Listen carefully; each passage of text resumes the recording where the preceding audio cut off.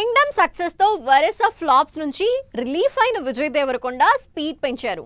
రెండు crazy pan India projects ని back to back line-up చేసిన ఈ రౌడీ హీరో వాటిని ప్యారలల్ గా చేసేందుకు రెడీ అవుతున్నారు.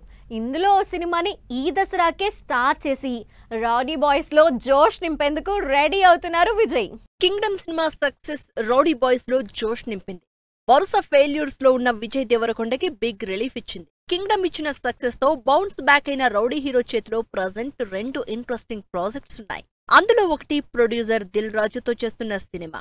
శ్రీ వెంకటేశ్వర క్రియేషన్స్ బ్యానర్ పై తెరకెక్కబోయే ఈ సినిమాని రాజావారు రాణిగారు ఫేమ్ రవికిరణ్ కోలా డైరెక్ట్ చేస్తున్నారు. ఈ సినిమా పూజా సెరమనీపై గ్రాండ్ లాంచ్ ఈ దసరాకే ఉంటుందనే న్యూస్ వైరల్ అవుతోంది. విజయ్ దేవరకొండ హీరోగా దిల్ రాజు బ్యానర్ లో తెరకెక్కబోయే సినిమా ఓపెనింగ్ పూజా సెరమనీ ఈ గురువారం అక్టోబర్ 2న జరుగుతుందని సమాచారం.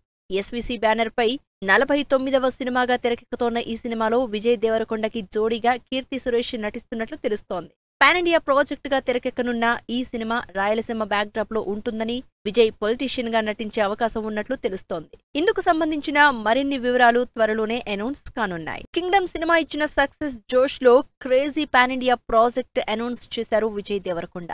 రాహుల్ సాంకృత్యంతో తన 14వ సినిమాని ప్రకటించారు. ఆల్రెడీ ఈ ఇద్దరి కాంబినేషన్ లో వచ్చిన టాక్సీ వాలా సూపర్ హిట్ అవడంతో ఈ సినిమాపై క్యూరియాసిటీ పెరిగిపోతోంది.